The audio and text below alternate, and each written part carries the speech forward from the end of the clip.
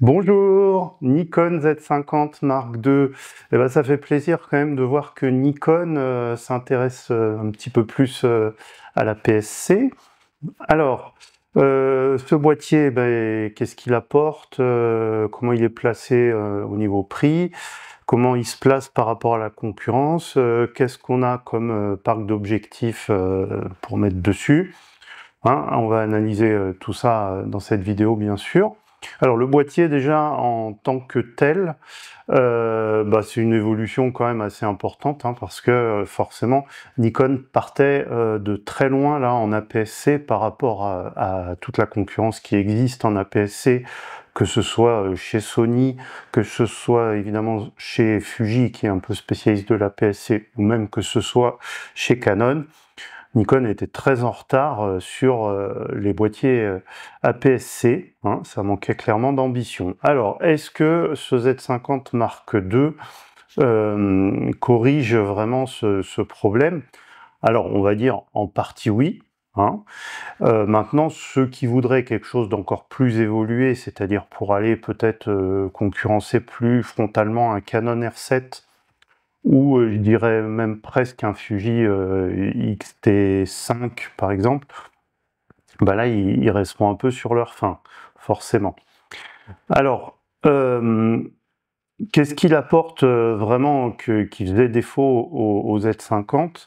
Ben, on va commencer parce que chez Nikon, c'est le même problème depuis, enfin c'était le même problème, je veux dire, sur les pleins formats, hein. Notamment quand le Nikon Z6 III est sorti il n'y a pas longtemps, hein, finalement, ce qui l'amenait vraiment tout de suite de, entre guillemets, magique, hein, c'était l'autofocus par rapport à la génération précédente. Bah là, c'est exactement la même chose, hein. C'est sûr que quand on met le nouveau processeur de Nikon et les nouveaux modes, les nouveaux algorithmes autofocus dans un boîtier Nikon récent, ça change tout, évidemment, par rapport à la génération qui date d'il y a 5 ans en arrière. Donc on a des progrès certains hein, sur l'autofocus. Alors, comme chez Nikon, c'est toujours un peu compliqué, hein, parce que on a l'autofocus sur les capteurs empilés haut de gamme des Z8, Z9, on a celui qui est sur le Z6 III, mais qui est sur un capteur à technologie un peu différente, mais plein format quand même. On a cet autofocus aussi sur le Nikon ZF, qui lui n'a aucune technologie empilée ou semi-empilée, mais c'est un plein format.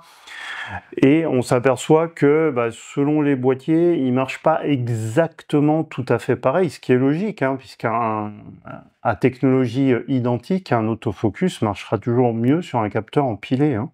Et c'est pour ça qu'il marche mieux que sur les Z8, Z9, hein, même par rapport un petit peu au Z6 III. Et là, bon, du coup, qu'est-ce que ça donne sur ce Z50 Mark II? Alors, je suis allé voir, peut-être comme vous, hein, certains tests, notamment de Jared Pauline, qu'il a quand même bien testé l'autofocus, hein, là, franchement.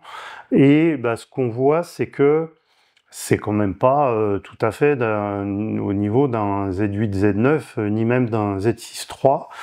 Bon, voilà. Alors, c'est beaucoup mieux que le Z50, oui.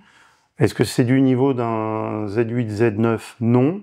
Est-ce que c'est un niveau de Canon ou Sony sur leur boîtier APS-C? Non. Voilà. Hein, donc, alors, et Fuji, par contre, voilà. Et Fuji. Alors, là, c'est plus délicat parce que Fuji, je ne sais pas si vous avez suivi toutes les dernières actualités, mais ils sont quand même en proie à des mises à jour, enfin c'est même incompréhensible, hein, ils ont fait différentes mises à jour d'autofocus sur leur boîtier, là, depuis un an, quoi, à peu près, on va dire, qui semblent avoir dégradé fortement l'autofocus au lieu de l'améliorer. Et il y a des témoignages hein, vraiment sur YouTube qui sont assez hallucinants à ce niveau-là. Alors, moi, j'ai eu un XH2S, j'ai eu un XS20, l'autofocus marchait bien, il n'y avait pas de souci. Je dirais que quand je vois la vidéo de Jared Pauline, j'aurais tendance à dire que moi, sur le XS20, l'autofocus marchait mieux quand même. C'est-à-dire qu'au niveau des détections, en photo tout au moins, hein, au niveau des détections, là où on voit sur sa vidéo qu'il lâche quand même rapidement le Z50 Mark II, un XS20 à mon avis ne lâcherait pas, en tout cas moi quand je l'ai eu, et peut-être avant certaines mises à jour. Alors après l'autofocus en vidéo c'est autre chose, là je sais pas, il n'a pas été beaucoup testé en vidéo. Je pense que ça marche bien, hein, honnêtement. D'ailleurs, l'autofocus Nikon en vidéo, il est plutôt bien. Enfin, on n'entend pas vraiment parler de pompage ou qui est plus malheureusement la spécialité de Fuji. Donc, on va faire confiance là parce que j'ai pas encore vu là pour le coup de test assez poussé pour l'autofocus en vidéo. Je pense que ça devrait aller normalement. Mais voilà, en photo, par contre, bon, ça marche, hein, les détections, ça marche mieux qu'un Z50, évidemment, d'origine. Un suivi sur un mouvement quand même relativement rapide, ça marche bien aussi, mais il faut que le sujet soit vraiment très très bien identifié, hein, voilà. C'est un peu ça l'idée pour que ça marche. Et puis, il y a l'histoire de la basse lumière aussi, bon, faut voir vraiment. Mais voilà, donc progrès bien sûr, mais c'est pas non plus encore un autofocus à renverser la table, hein, c'est sûr. Tout dépend des usages, on va dire. Voilà. Ensuite, là où il progresse, c'est sur la rafale, donc puisque on passe à 11 images par seconde en rafale. Alors je dirais que pour un boîtier dans cette gamme de prix, 11 images par seconde en mécanique, hein, bien sûr, en obturateur mécanique, eh ben c'est très bien, vraiment. Hein, je pense même dans cette gamme de prix, c'est le seul qui a une obturation mécanique qui aille aussi haut. Alors après, le problème chez Nikon, et c'est récurrent hein, sur tous leurs boîtiers modernes, c'est l'obturateur électronique. Dès qu'on se met en obturateur électronique, on gagne un peu, mais alors sur ce boîtier, là c'est même la totale. Si vous voulez plus que 11 images par seconde, ça sera forcément en JPEG. Voilà, c'est-à-dire que vous pouvez monter à 15 ou même 30 photos par seconde, mais c'est qu'en JPEG. Voilà, donc c'est comme sur un Z6 III. Alors un Z6 III, vous pouvez quand même monter à 20 photos par seconde en RAW, hein, quand même, heureusement, vu le prix.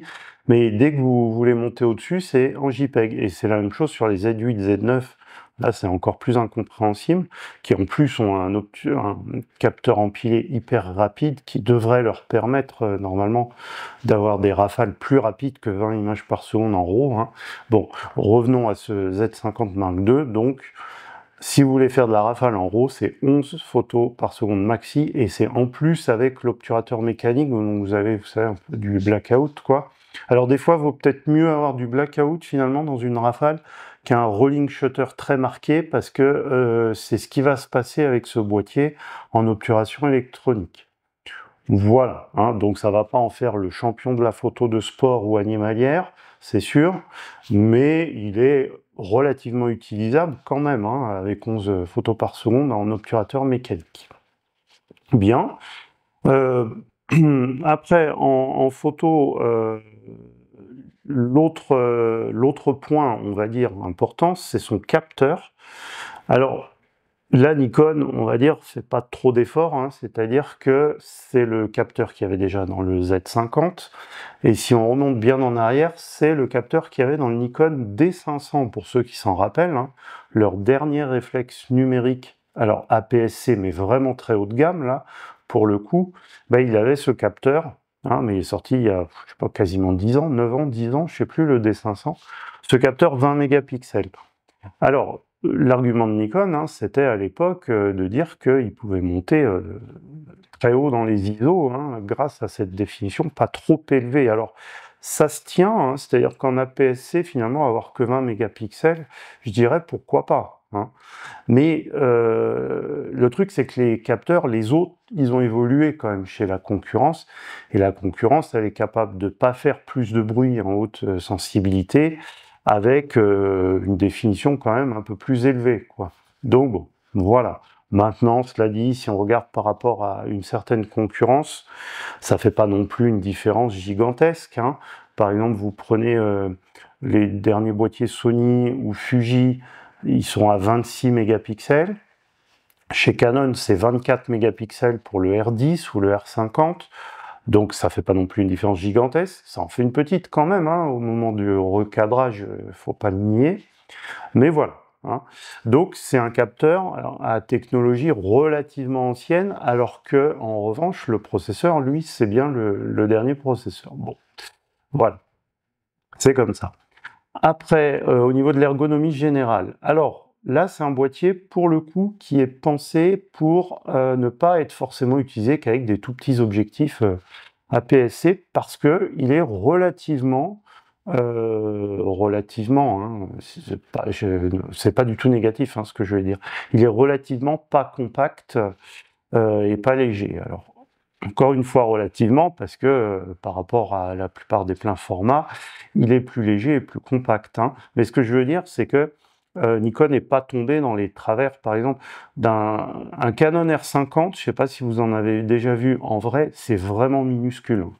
Alors que là, c'est un boîtier qu'on va avoir bien en main, ce Z50 Mark II, et sur lequel on peut coller un objectif déjà assez conséquent sans déséquilibrer complètement l'ensemble. Hein, donc, c'est quand même pas mal, il me semble.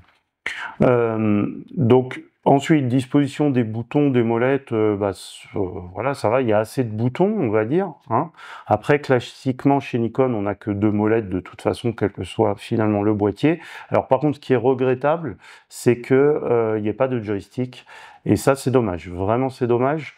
Parce que là, pour le coup, vu que le boîtier n'est pas trop compact, il y avait sans doute la place de mettre un joystick pour bouger les collimateurs autofocus, notamment quand on a l'œil au viseur.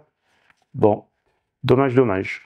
Ensuite, le viseur, tiens, parlons-en. Alors là, c'est du très classique. Hein. Dans cette gamme de prix, il ne faut pas s'attendre à avoir autre chose que le viseur 2,3 millions de points.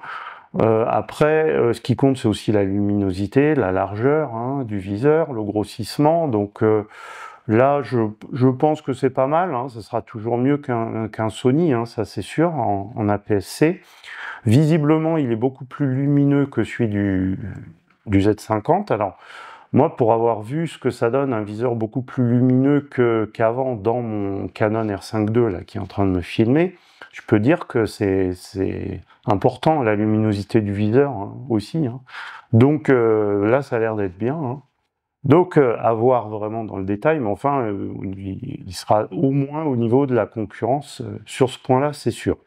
Ensuite, ça a l'air d'être vraiment la mode actuellement, hein, quel que soit le constructeur. Il faut mettre des accès rapides aux différents profils d'image. Donc, il a ça. Hein. Sur le dessus, il a un bouton pour accéder directement au profil d'image. Alors, on est bien d'accord, les profils d'image ne s'appliquent qu'en JPEG, en photo. Alors par contre, vous les avez aussi actifs en vidéo, donc ça vous permet de les avoir rapidement si jamais vous avez besoin en vidéo. Hein, mais en photo, voilà, après chacun fait comme il veut. Moi, je prends mes photos qu'en RAW, donc de toute façon, j'ai pas besoin des profils d'image. Voilà. Ensuite, pour la photo, je pense qu'on a fait le tour. Non, non, il manque un truc essentiel quand même. Il n'a pas de stabilisation.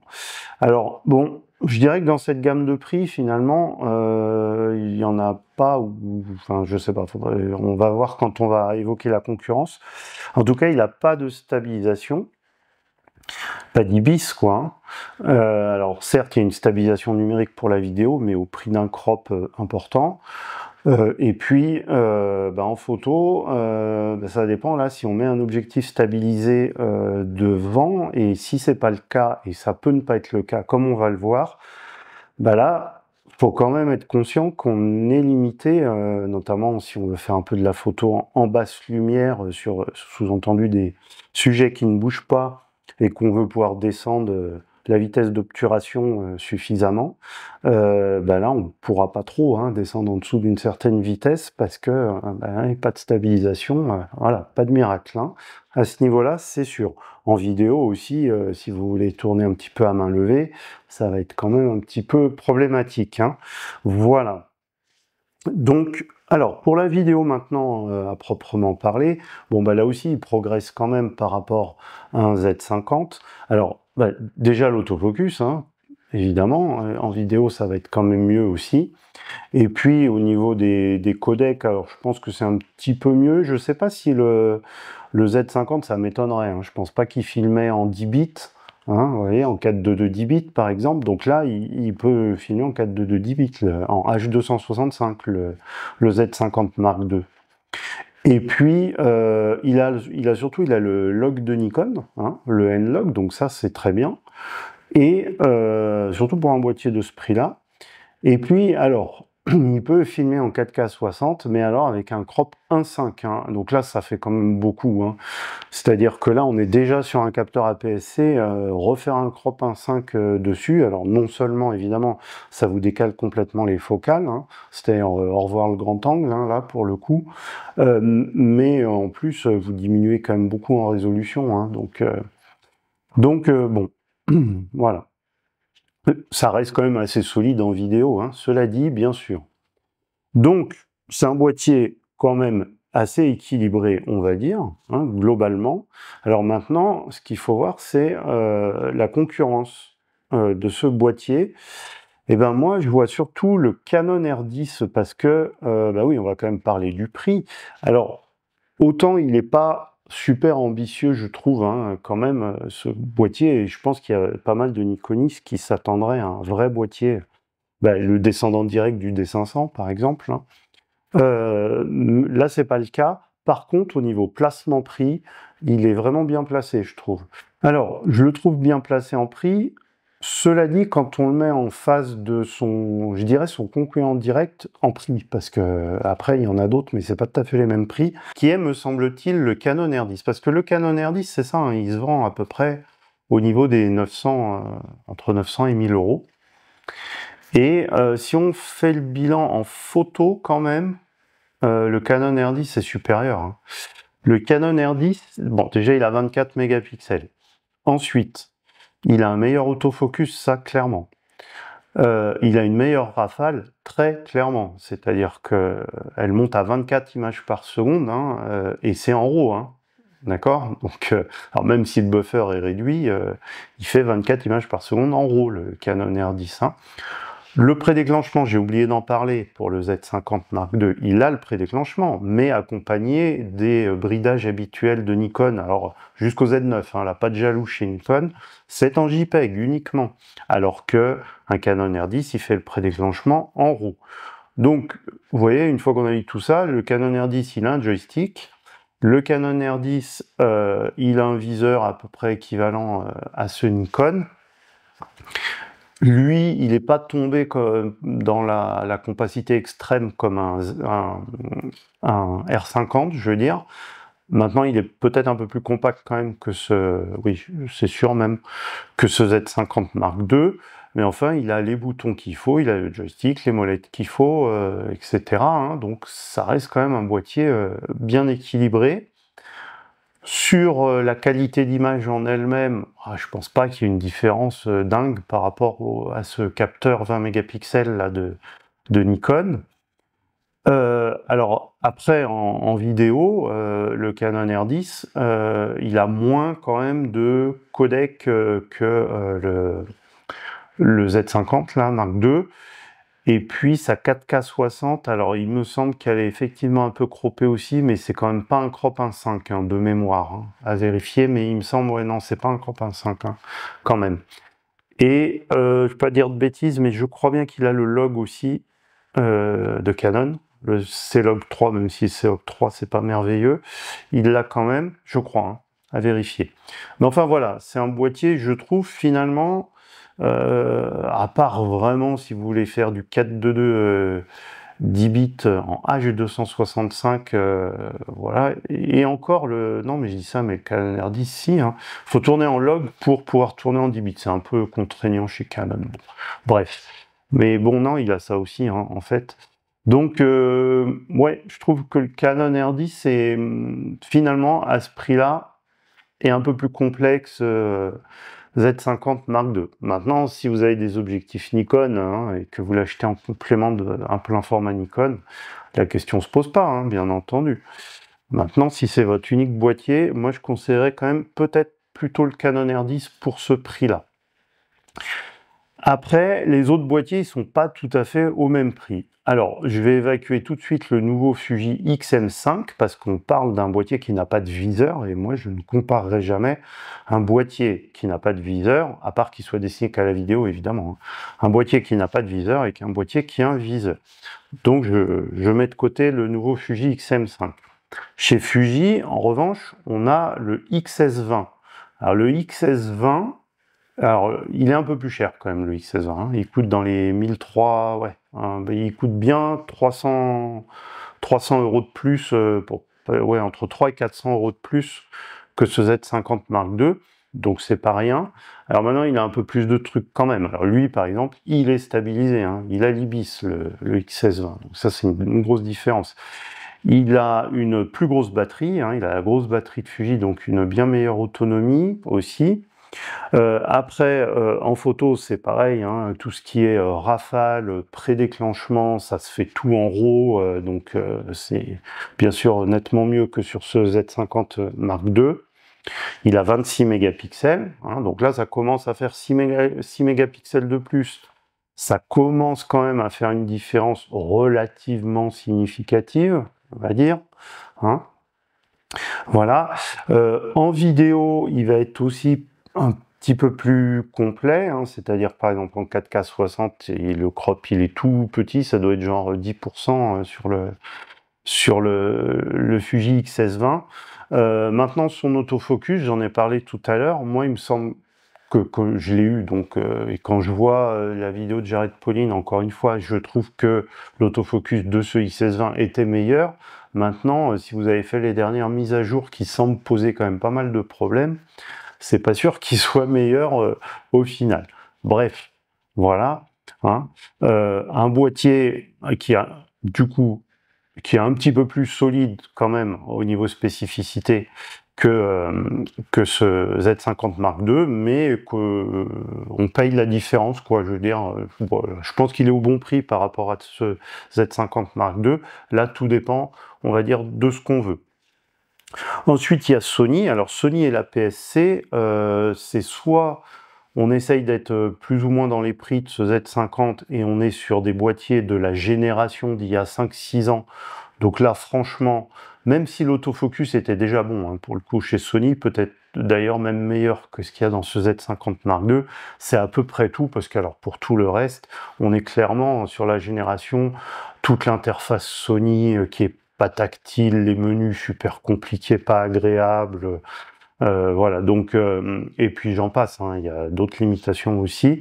Le seul vraiment qui est à la page de Sony en APS-C, c'est le dernier A6700, et là, il est beaucoup plus cher, pour le coup, que ce Z50 Mark II. Donc, on n'est pas sur la même gamme de produits, hein, très clairement. J'allais dire, sans forcément en apporter beaucoup plus non plus que ce Z50 Mark II. Mais ça, c'est autre chose. Alors, là où le Sony va être avantagé, parce qu'on va finir cette vidéo avec les gammes optiques, bien entendu. Alors, la gamme optique, c'est un peu le problème chez Nikon en APS-C, hein, parce qu'à part, alors ils ont 2 ou 3, je sais plus, zooms, hein, pour l'APS-C, mais c'est les zooms APS-C version ouverture 3.5.5.6, 3.5.6.3, voilà, hein.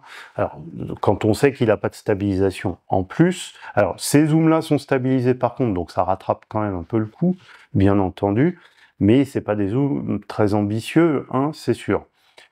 Si vous voulez plus ambitieux en zoom, c'est-à-dire par exemple avec une plus grande ouverture, eh ben vous pouvez pas. C'est simple, pour l'instant, il n'y a rien chez Nikon, et comme ils ont ouvert un tout petit peu à Sigma, mais ils ont juste ouvert pour leurs 3 focales fixes, le 16-1.4, le 31.4 et le 56.1.4, hein, si je me souviens, je crois même que le 23.1.4, je vais pas dire de bêtises, ouais, s'il se fait peut-être quand même en monture Nikon, et je suis même pas sûr. Bon, voilà. En tout cas, l'excellent 18-50-2.8 ne se fait pas, à l'heure où on se parle, en tout cas, en monture Nikon. L'excellent 10-18 f2.8 ne se fait pas en monture Nikon. C'est d'autant plus fâcheux que ces deux zooms viennent de sortir en monture APS-C Canon, hein. Voilà. Donc, là, on a une grosse limite pour le coup, hein, c'est clair. si on veut en faire un petit peu son boîtier principal et avoir des objectifs suffisamment ambitieux en zoom, hein, attention, je parle en zoom, bah, c'est pas possible. Voilà. En revanche, si vous voulez mettre de la focale fixe, c'est un peu mieux. Alors, n'espérez pas que Nikon ait développé une belle gamme de focales fixes APS-C, parce que c'est pas le cas. Par contre, vous pouvez mettre certaines optiques du plein format qui sont pas trop chères et qui vont... Alors, avec la conversion de focale, il faut voir aussi un petit peu ce que ça donne. Alors, ils ont un 40 f2, ils ont un 26 f2.8, je crois, c'est ça, qui a l'air vraiment pas mal, qui est tout compact, quoi. Alors, voilà, le 26 f2.8, hein, il va donner, je sais pas, un 40 à peu près, hein, en focale. Bon, mais c'est assez polyvalent, hein, le 42 focale, et puis là, vous avez un objectif compact, pas très cher en plus, donc bah, presque plus indiqué qu'un zoom, là, pour le coup. En tout cas, bien plus utile en basse lumière. Ensuite, vous avez bah, les focales fixes de Sigma, du coup, là, pour le coup, qui en plus sont bien adaptées, parce que c'est des vraies focales fixes, pardon, développées pour la PSC. Hein. Donc, voilà. Ça va, mais c'est quand même pas la folie non plus. Hein. Alors, ça n'a rien à voir, par exemple, avec Sony. Sony, on le sait, leur monture, elle est ouverte à tous les constructeurs tiers. En plus, Sony, ils ont une gamme d'objectifs Sony pour la PSC qui est pas ridicule quand même, hein, qui est plus fournie que celle de Nikon, pour le coup. Et en plus, on a tous les objectifs tiers pour la PSC, ou même en plein format, je veux dire, hein, qu'on peut mettre sur le Sony. Et ça fait quand même une sacrée différence. Hein. Là, on peut mettre des zooms vraiment de bonne qualité, ambitieux, des objectifs fixes aussi. Et puis après, bien sûr, il y a l'aspect longue focale. Hein. On va en reparler. Alors, je parle quand même vite fait de Canon, parce que bon, Canon, il y a, je sais pas, un an en arrière, je vous aurais dit, c'est pareil que chez Nikon. Hein. On est en APS-C, c'est la misère complète. Sauf que Canon, ils ont quand même ouvert à Sigma. Donc, pour les focales fixes comme Nikon, d'ailleurs, elles devraient arriver là. Hein. Mais c'est surtout qu'ils ont ouvert pour le 18-50 et le 10-18 f2.8, et ça fait une différence énorme, forcément. Alors, ces deux zooms ne sont pas stabilisés, donc évidemment, sur un boîtier non stabilisé, ça peut quand même faire réfléchir, mais ils ont une ouverture constante à 2.8 et ça rattrape largement le coup, si vous voulez mon avis. Hein. Et ben voilà, mais on les a pas chez Nikon. En tout cas, pas pour l'instant. En longue focale, donc je disais...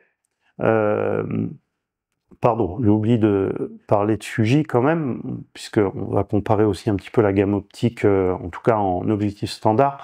Bon, Fuji, il n'y a pas de souci. Fuji, c'est le spécialiste de la PSC.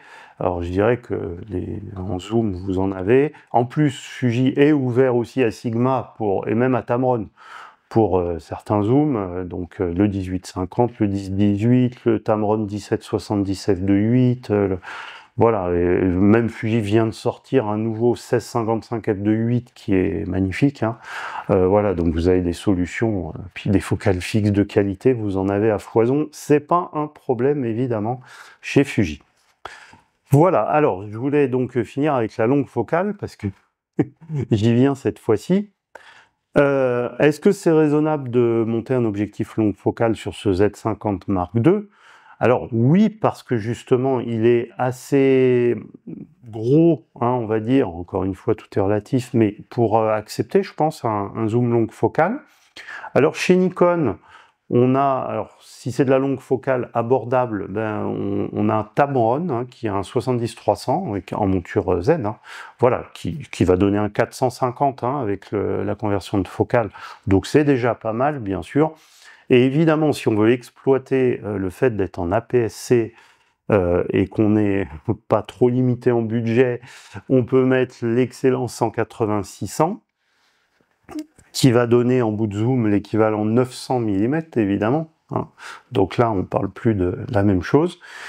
Et si on est aussi un peu nos limites en budget, mais qu'on ne tape pas évidemment dans les objectifs à 10 000 €, hein, ils ont un excellent Nikon 400 mm focale fixe ouverte à 4,5, donc là ça fait un équivalent 600.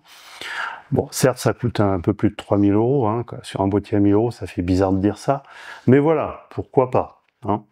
Alors pourquoi pas, mais finalement on a un capteur qui ne fait que 20 mégapixels. Donc là, on va le dire tout de suite, si vous prenez un Nikon Z8, alors évidemment c'est beaucoup plus cher, hein, mais c'est pour dire le comparatif avec un capteur 45 mégapixels.